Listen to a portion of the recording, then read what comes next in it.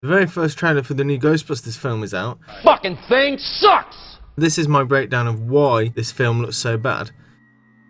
We barely get past the logos and we already have our first problem. The text talks about 4 scientists, yet there weren't 4 scientists in Ghostbusters. What has that got to do with it? Back off, man. I'm a scientist. This might not seem important, but it shows a lack of respect to the originals. Imagine all the people this trailer had to go through before it got the green light and no one caught it. They have since released a new trailer where they address this problem. 4 friends. Our friendship's magic and it's growing all the time. That sounds very cheesy and quite awkward. Why not simply...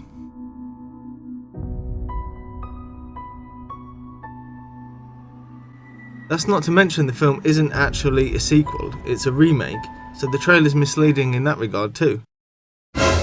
So we get our first look at the new ghosts, and I honestly don't think they look that bad. The one with the long legs kind of looks like something out of the cartoon series, but the bright neon CGI ghosts don't really fit in and they look incredibly fake. It looks like an over-colourful CGI mess. Take this scene from the first film. It looks great, and it's real. Those books are really there, and it helps keep this scene grounded and believable. Or take the librarian. It looks disturbingly real. It would have been easy to have a glowing blue flying all over the place, shooting lasers from her eyes, but they keep the scene grounded to build atmosphere and help develop the characters. Or you could just have this.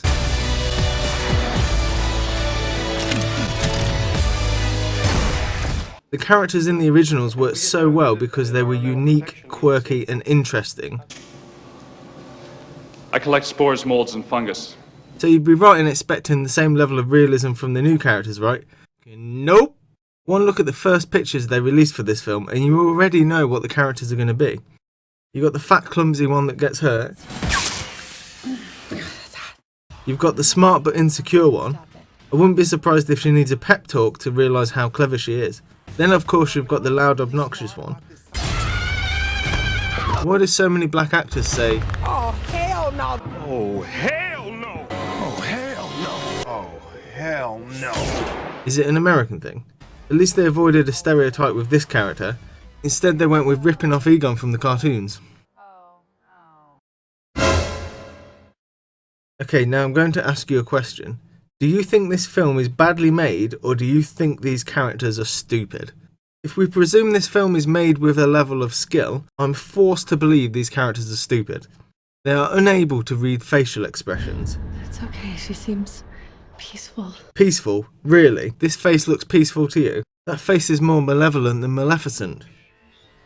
Egon shows how smart he is through his words and actions. This reminds me of the time you tried to drill a hole through your head. Remember that? That would have worked if you hadn't stopped me. We know this lady is smart because there's numbers on a whiteboard and we're told she is. No one's better at quantum physics than you. Well, except this is wrong. Rule number 1. Don't tell me how intelligent someone is, show me. She slaps the ghost out of her and then we clearly see it fly out the window. And then she screams and slaps again for no reason. Maybe she isn't stupid. Maybe she's blind. She didn't turn her head and watch as the ghost flew away. Let's do this! I don't know if it was a race thing or a lady thing, but I'm mad as hell. Well, if she would have been paying any attention, she would have seen the other woman go before her, so it's obviously not a woman thing. I don't know if it was a race thing or a lady thing. It's certainly not a funny thing. It's funny because she falls down. And then they all posed for a photo that nobody took. This is a perfect example of how they don't make films like they used to. The originals had quite a large element of realism. It was taken seriously. If this scene had happened in the first film, she would have a broken neck and she'd be dead. The originals were quite scary in places too. The whole film was tonally consistent and it had a spooky atmosphere to it. They never sacrificed tone for the sake of some cheap jokes. All of the humour comes from the dialogue. It was understated and it was smart. This new film comes across as a scary movie style parody of Ghostbusters. Take this scene for example. Everything was fine with our system until the power grid was shut off by Dickless here. They caused an explosion. Is this true? Yes, it's true. This man has no dick. It's really funny and smart. The story is being developed, it sets up the joke without halting the flow of information, and then it subverts your expectations with a clever line. Then take this scene from the trailer. Let's go. Let's go. Oh, Did you want to? sorry. I'll let you. Next time. Okay. This doesn't advance the story, it's not smart, and it comes off as unnatural and forced. But maybe you find it funny when people interrupt each other. I bet you love Steven Spielberg films. Yes. So that's why we're taking extreme precautions. The viewing area... Do they show intelligence? With the brain cavity. They show extreme intelligence. Even problem solving. Another example would be the library scene. In the original, it's used to develop the characters and show their inexperience. Each character plays a specific role that highlights their personality for the audience. This also works as their motivation to start busting ghosts. It's funny, it's spooky, it's suspenseful, and it develops the characters and enhances the plot. Then we have this version. Product placement. Aaron Gilbert, Doctor of Particle Physics. They've taken out the smart dialogue and turned it into a pie-in-the-face gag. That stuff went everywhere, by the way, in every crack. Wouldn't they have asked this before they got back to the base and she makes that statement? Peter does get slimed in the original, but they show restraint and do it off screen to help build tension. And it ends with a funny line from Egon. He got slimed! That's great, Ray. Save some for me. What they managed to do in the new film is combine two funny scenes into one unfunny scene that doesn't even make sense. Do you remember in the originals how we didn't get to see them making the Ghostbuster logo because it wasn't important? Well, now they've thought of a joke, so they're building a pointless scene around it. How is someone so dumb he thinks this looks good still alive? They introduce possession as if it's going to be a major problem. These ghosts can possess the human form. But then they immediately solve it with a slap to the face. I don't know how much of a role this is going to have in the film, but we at least know this guy gets possessed, and by making it so easy to deal with, they've reduced it to a non-issue. And then Miley Cyrus gets a cameo.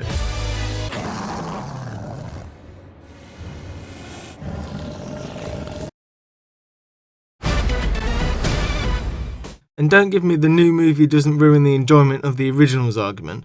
Of course the new film damages the originals. I can no longer talk to anyone about Ghostbusters without us inevitably having to talk about the remake at some point, even if it's just to acknowledge it's terrible. It's like having a Star Wars party and that one idiot comes as Jar Jar. Oh, muy, I love you! Or when you're watching the originals, Obi-Wan never told you what happened to your father. What are midichlorians? Midichlorians are a microscopic life form. Ghostbusters has a legacy. It's a classic. Now I know this is only a trailer, but a trailer is designed to give you the tone and feel of the movie.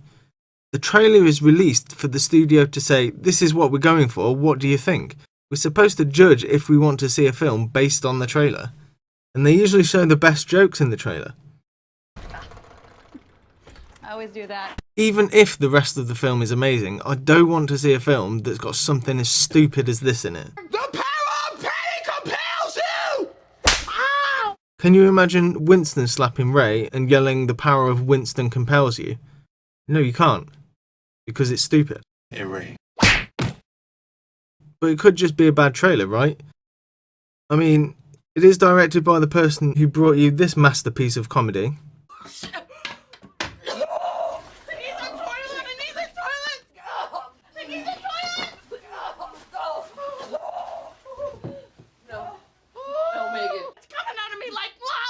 Classic. They've literally taken a classic film and turned it into an Adam Sandler style comedy. But don't worry, it comes from the company that made Amazing Spider-Man 2 and Pixels. I'm sure the film really is in safe hands. Even the acting's bad. The first film had subtlety in the performances, a raised eyebrow here or a little smirk there. It all worked to enhance the scene and make the characters believable. And then there's this. They say let's go, but no one walks forward. These two stay completely still. This woman just stares into the distance waiting for the joke to end. As soon as she hears let's go, she should at least start to walk forward before stopping and seeing what's going on. She's the smart one. It's funny because she couldn't open the door. Have you ever wondered what is the quickest way through that gate? Well, let me show you. I can tell you the best way is always to pull it, and I'll show you why. So, but now if I pull it, then it closes, but because my body is moving forward, so then next thing what happens is I automatically go through the gate. And I have saved the precious time.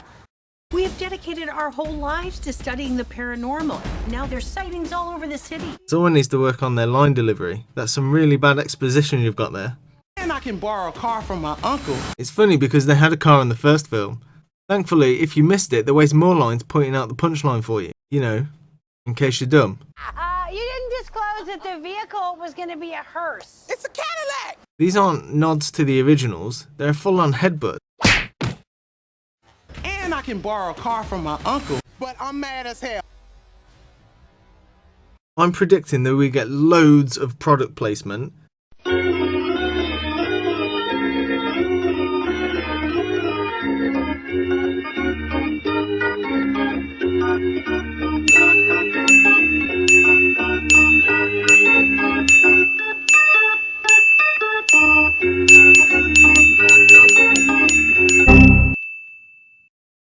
I also predict one other major slime scene, as well as use of YouTube or some other website to keep it current and trendy.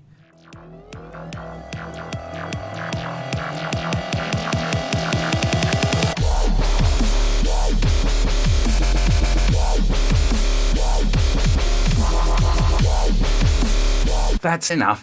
There'll be a big monster at the end, because that's what the first film did, but they'll have a giant ghost or something stupid instead. And a fart joke. This really comes across as a generic dumb comedy that's using the Ghostbusters license as set dressing. What were they thinking? Oh wait, they weren't. It just seems like a cash grab. The franchise rights alone will make us rich beyond our wildest dreams.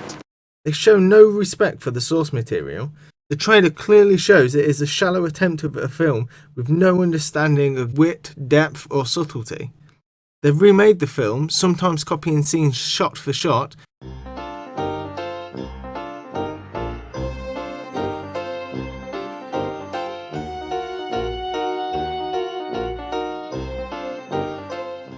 Yet they don't understand what made the original so great. They've lost the spirit of Ghostbusters, which is ironic since they've got so many floating around. Yeah, Dick, we get the irony. It's really pretty obvious. I just wish I could tell all the people that I've saved. Ghostbusters was shot like a serious action film that had real scary moments in there. It's not shot like a comedy. The comedy always took second place to the story and the characters and the tone. Ghostbusters would still be a good and interesting film if it wasn't funny. Are you ready for the 3D? They've already set up the studio for the sequels to this. Why can't we get something new instead? Look at all the remakes, they're just bad versions of the originals.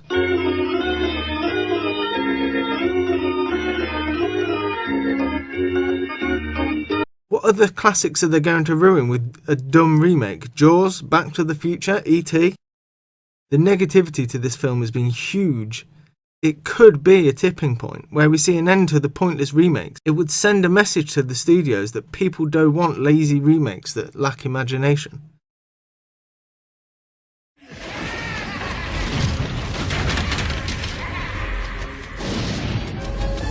Who you gonna call?